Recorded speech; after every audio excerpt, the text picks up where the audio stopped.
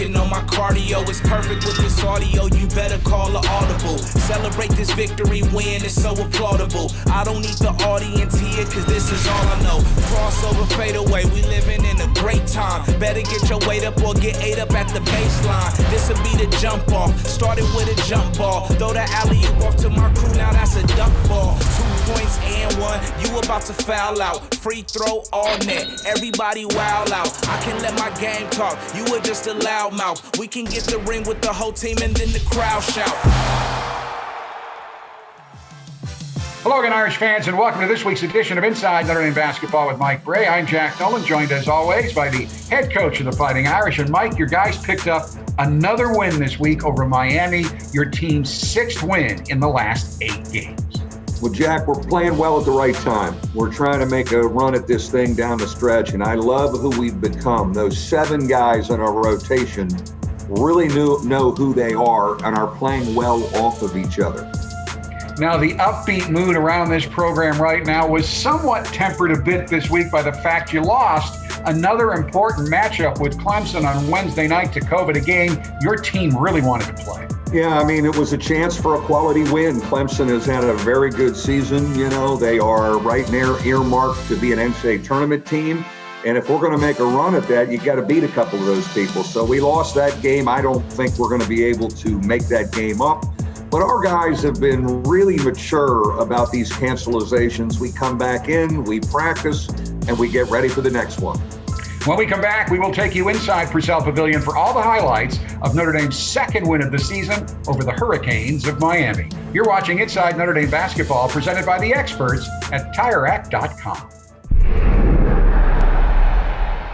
It's time now for our game breakdown, brought to you by our friends at Meyer.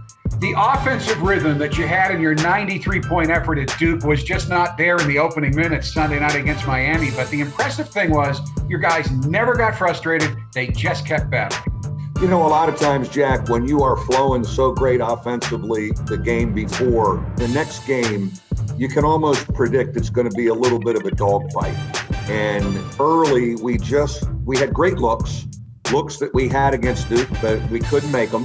And now you're going to have to guard and win ugly. And I give our guys credit that we understood that was how we were going to have to do it and play enough defense to escape.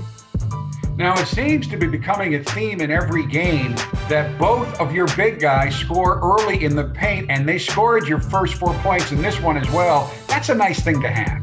You know, it is. And when you look at the field goal percentage of both Nate and Jawan, it's really staggering what they're doing. It's a credit to them to know who they are, and it's a credit to their teammates who are great passers to find them in spots where they're getting high percentage shots. We've already touched on Nick Jogo, but we have to get deeper into Nick Jogo. This game would not have been tied at 31 at halftime without him. He was the one guy that shot the ball well, hitting 3 of his first 5 shots, including a 3, but he did everything well. He grabbed 6 rebounds, dished out 2 assists, and blocked a shot in that first half. Well, no one deserves it more. His teammates love him. It was so neat to see his teammates, especially Jawan and Nate, who were in foul trouble, cheering like heck for him because he has sacrificed so much. He's waited his turn in our program, and he's been an amazing leader, whether he plays a lot or not play. His teammates love him. And it was, even after the game, to see them so excited for him. And I think we got something new brewing. You never say never. You know, he was a role guy. He's fitting in. Now all of a sudden, he's doing a little more on the offensive end. And my feeling is, let's let him go and let him be Ginobili if he thinks he's Ginobili.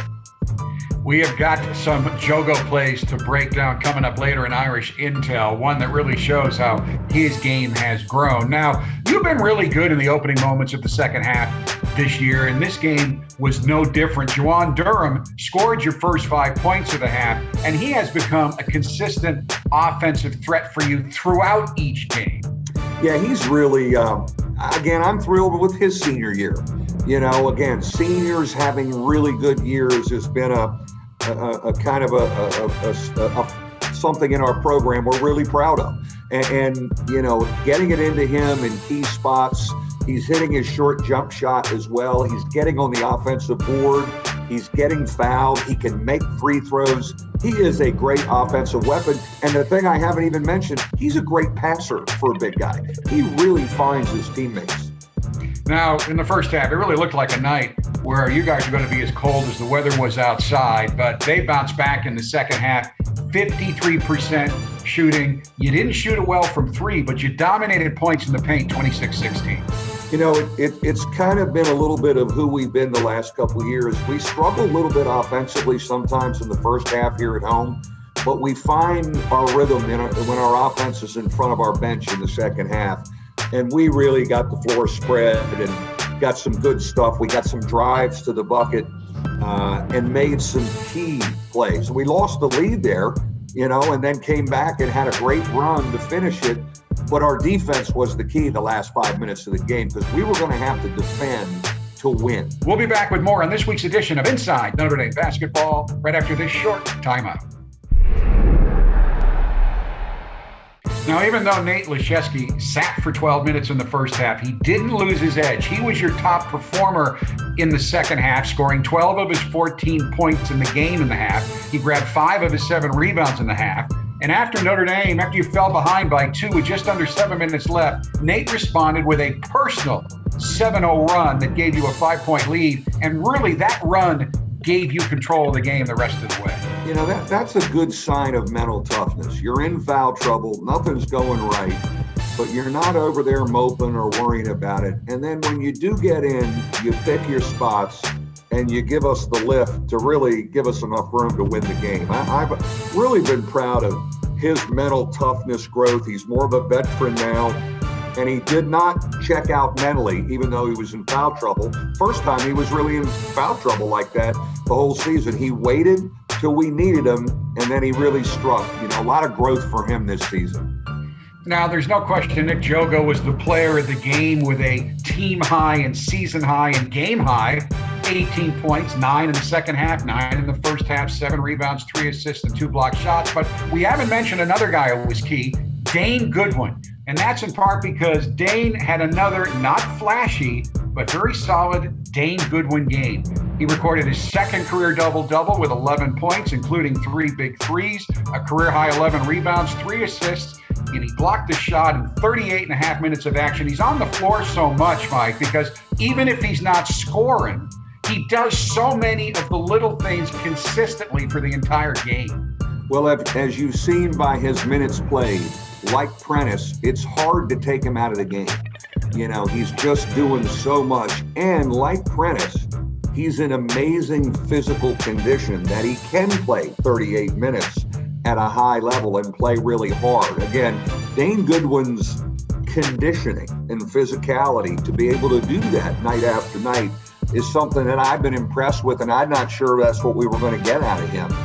But there's a toughness about him, and I love how he rebounds, and he needs to help our big guys rebound the ball.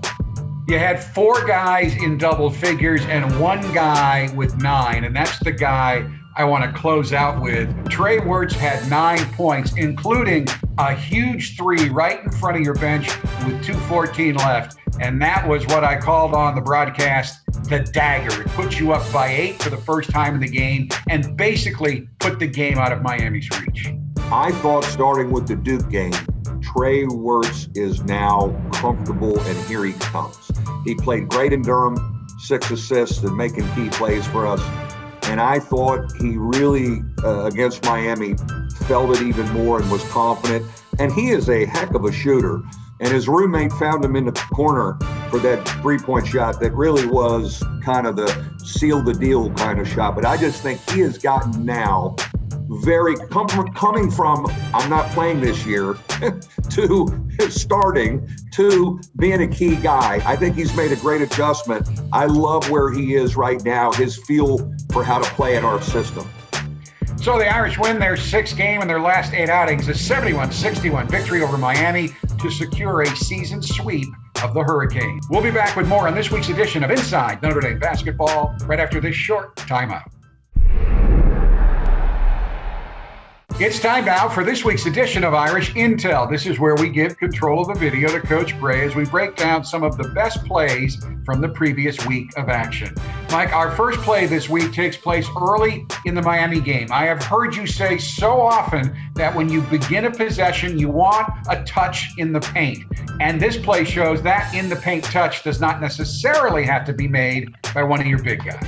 Yeah, it doesn't necessarily in this possession have to be a post feed, but there's good ball movement here.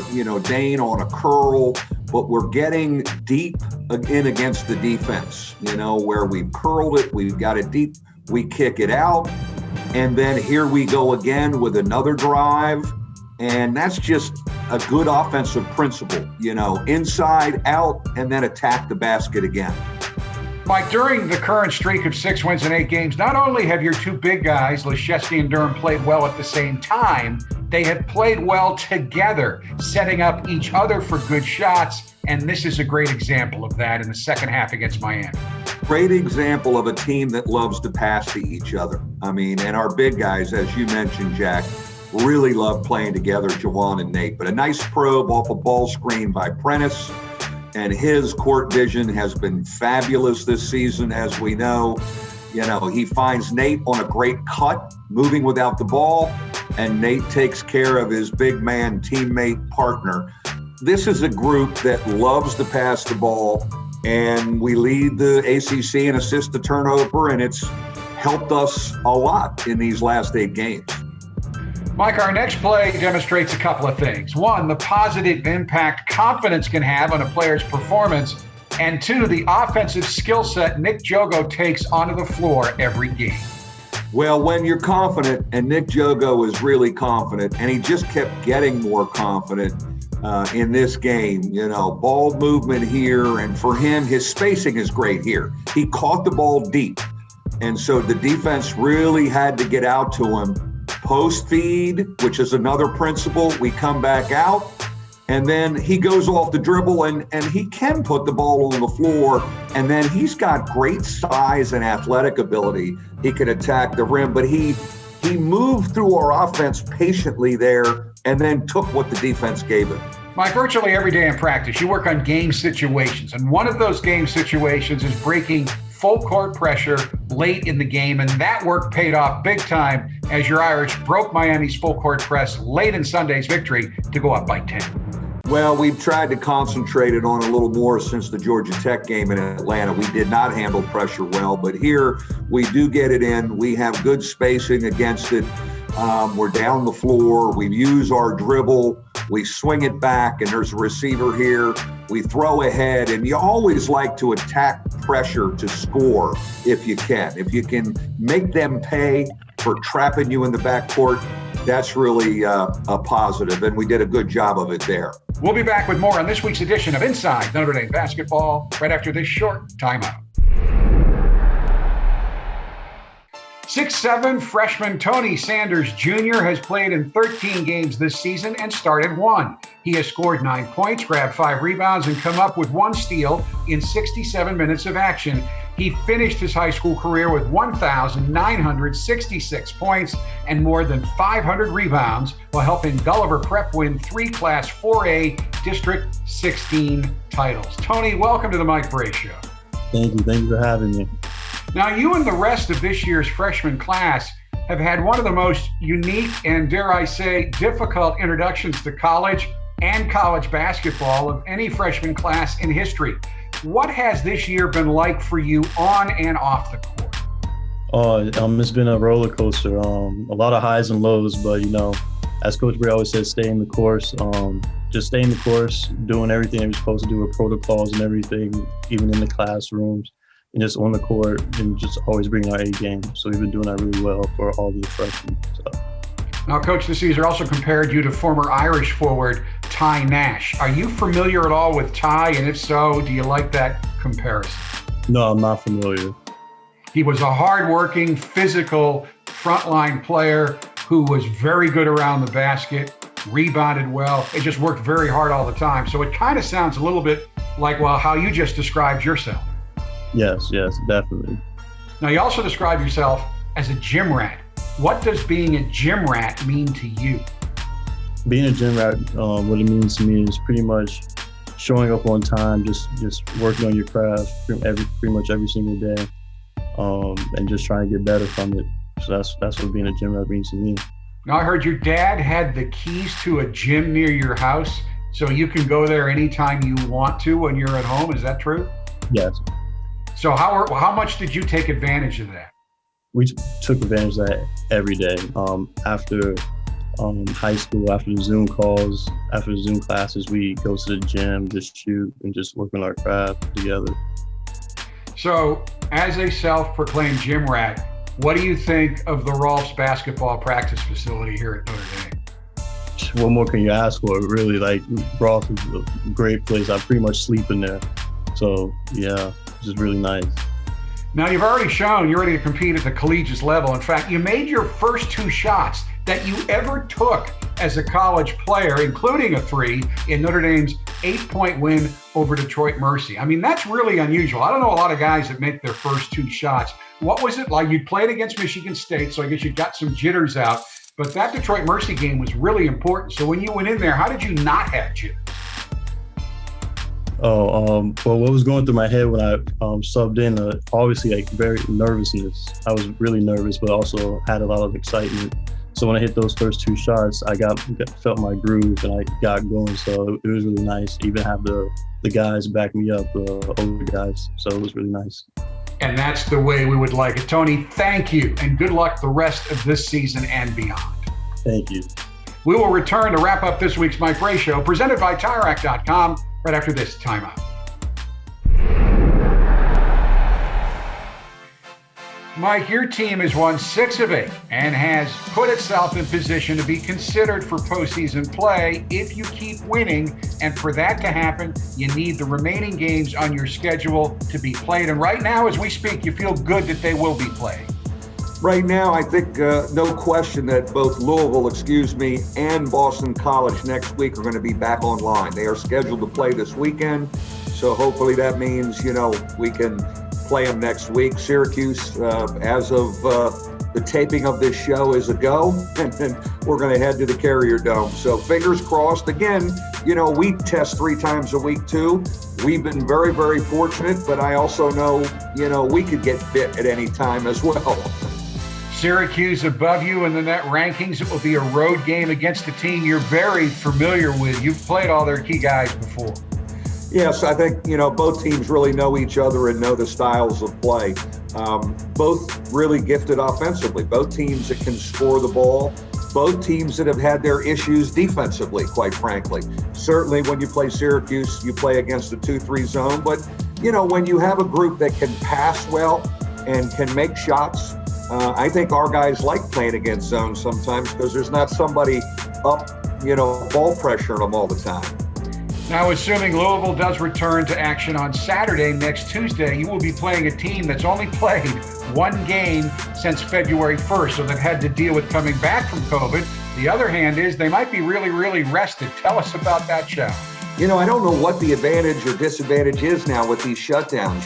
People are down for 2 weeks. They come back. They don't have a rhythm. Some of them come back and look good because they're rested. I have no idea what it will mean. It's got to be frustrating for Chris Mack at Louisville. He's got a heck of a team. He's got an NCAA tournament team, I guess, if it were to end today. And yet I don't know how much they've been able to practice together. So, we just kind of, you soldier through this thing and you're ready every day to hear the game is on, the game is off. Do we have a reschedule?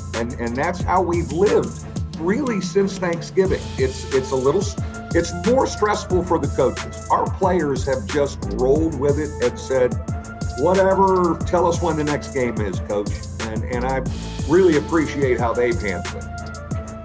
Folks, that will do it for this week's edition of Inside Notre Dame Basketball with Mike Gray. Coach and I will return next week to break down all the highlights of the Syracuse and Louisville games. So fingers crossed that those games will be played. Until then, for Coach Gray, I'm Jack Nolan. Thanks so much for watching. Stay safe, and as always, go Irish.